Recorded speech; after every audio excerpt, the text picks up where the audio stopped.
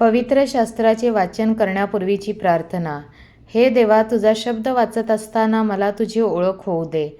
तुझे प्रेम व तुझे स्मरण रोजच्या जीवनात होण्यासाठी तू मला मदत कर. तुझा पवित्र शब्द माझ्या जीवनासाठी कशाप्रकारे मी लागू करावा याची समज दे. हे पवित्र आत्म्या, माझ्यातील अज्ञान दूर कर. माझ्या कुटुंबात आणि या जगात हा पवित्र शब्द वाचत असताना तुझ्याविषयी व इतरांविषयी माझ्या हृदयात प्रेम प्रज्वलित कर. आमेन. शुक्रवार, तारीख 6 मार्च. पहिले वाचन उत्पत्ती अध्याय 37, ओवी 3 ते 4, 12 ते 13 आणि 17 ते 28. इस्रायल आपल्या सर्व मुलांपेक्षा योसेफावर फार प्रीती करीत असे, कारण तो त्याचा म्हातारपणाचा मुलगा होता. त्याने त्याच्यासाठी पायघोळ झगा केला होता. आपला बाप आपल्या इतर सर्व भावांपेक्षा त्याच्यावर अधिक प्रीती करतो हे पाहून ते त्याचा द्वेष करू लागले व त्याच्याशी सलोख्याने भाषण करीनासे झाले. यानंतर त्याचे भाऊ आपल्या बापाचे कळप चारावयास शखेमास गेले. मग इस्रायल योसेफास म्हणाला, तुझे भाऊ शखेमास कळप चारीत आहेत ना, तर चल, मी तुला त्यांच्याकडे पाठवतो. योसेफ आपल्या भावांच्या मागे गेला व ते त्यास दोथानात सापडले. त्यांनी त्याला दुरून पाहिले, तेव्हा तो त्यांच्याजवळ येऊन पोचण्यापूर्वी त्याला मारून टाकण्याचा त्यांनी कट केला. ते एकमेकांस म्हणाले, पहा, तो स्वप्नदर्शी येत आहे, तर आता चला, आपण त्याला ठार करून एका खड्ड्यात टाकून देऊ आणि मग सांगू की कोणा हिंस्र पशूने त्याला खाऊन टाकले. मग पाहू त्याच्या स्वप्नाचे काय होते ते. हे रऊबेनाच्या कानी आले, तेव्हा त्याने त्यांच्या हातातून त्यास सोडवले. तो त्यांस म्हणाला, आपण त्याला जीवे मारू नये. रऊबेन त्यांस म्हणाला, रक्तपात करू नका. या रानातल्या खड्ड्यात त्याला टाका, पण त्याच्यावर हात टाकू नका. त्यांच्या हातातून सोडवून त्यास त्याच्या बापाकडे परत पाठवून द्यावे, म्हणून तो असे म्हणाला. योसेफ आपल्या भावांपाशी पोहोचला, तेव्हा त्याच्या अंगात पायघोळ झगा होता. तो त्यांनी काढून घेतला आणि त्याला धरून खड्ड्यात टाकून दिले. तो खड्डा कोरडा होता, त्यात पाणी नव्हते. मग ते शिदोरी खावयास बसले असता त्यांनी वर नजर करून पाहिले, तो इश्माएली लोकांचा एक काफला उंटांवर मसाला, ऊद व गंधरस लादून गिलादाहून मिस्रास जात आहे असे त्यांस दिसले.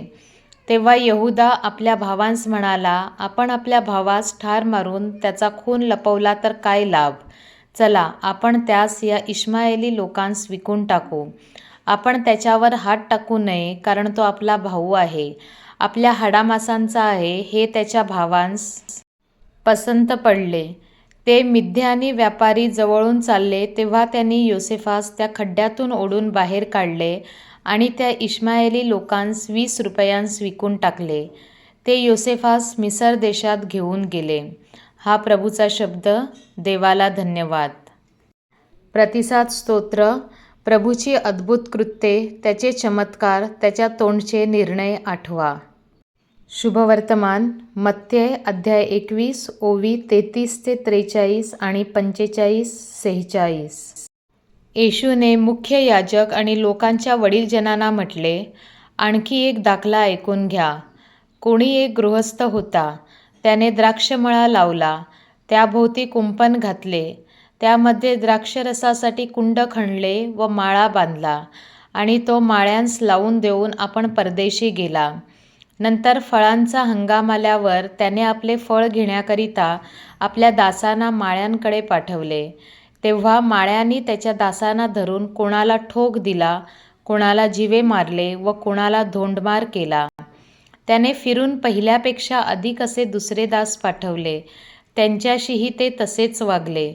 शेवटी माझ्या मुलाचा ते मान राखतील असे म्हणून त्याने आपल्या मुलाला त्यांच्याकडे पाठवले. परंतु माळी मुलाला पाहून आपसात म्हणाले, हा वारस आहे, चला, आपण ह्याला ठार मारू व ह्याचे वतन घेऊ. तेव्हा त्यांनी त्याला धरून द्राक्षमळ्याबाहेर काढून ठार मारले. तर मग द्राक्षमळ्याचा धनी येईल तेव्हा तो त्या माळ्यांचे काय करील. ते त्याला म्हणाले, तो त्या दुष्टांचे हाल करून त्यांचा नाश करील आणि जे माळी हंगामी त्याला फळ देतील अशा दुसऱ्यांकडे तो द्राक्षमळा लावून देईल. येशू त्यांस म्हणाला, जो दगड बांधणाऱ्यांनी नापसंत केला तोच कोनशिला झाला. हे परमेश्वराकडून झाले आणि ते आमच्या दृष्टीने आश्चर्यकारक आहे, असे शास्त्रात तुमच्या वाचण्यात कधी आले नाही काय? म्हणून मी तुम्हास सांगतो की देवाचे राज्य तुम्हापासून काढून घेतले जाईल व जी प्रजा त्याचे फळ देईल तिला ते दिले जाईल. मुख्य याजक व परुषी त्याचे दाखले ऐकून हा आम्हाविषयी बोलत आहे असे समजले. ते त्याला धरावयास पाहत होते, परंतु त्यांना लोकसमुदायांची भीती वाटली, कारण ते त्याला संदेष्टा मानत होते. प्रभूचे शुभवर्तमान. हे ख्रिस्ता, तुझी स्तुती असो. चिंतन. याकोबाचा मुलगा जोसेफ याला त्याच्या भावांनी द्वेषभावनेने परकीयांना विकून टाकले. मात्र कालांतराने जोसेफ याकोबाच्या घराण्याचा उद्धारकर्ता बनला. हे आजच्या पहिल्या वाचनात सांगितले आहे. तारणाच्या व ख्रिस्तसभेच्या इतिहासात अनेक संदेश देणाऱ्या तसेच संत महात्म्यांना लोकांनी नाकारलेले आपण पाहतो. आजच्या शुभवर्तमानातील द्राक्षमळा म्हणजे हे विश्व आहे, ज्यामध्ये चांगुलपणाची फळे यावीत म्हणून द्राक्षमळ्याचा मालक म्हणजेच पिता परमेश्वर पेरणी करतो. मात्र द्राक्षमळ्याची निगराणी करणाऱ्यांनी देवाच्या सर्व संदेशधारकांना ठार केले. इतकेच नव्हे तर देवाचा पुत्र प्रभू येशू याला पाठविले असता त्यालाही ठार करण्यात आले.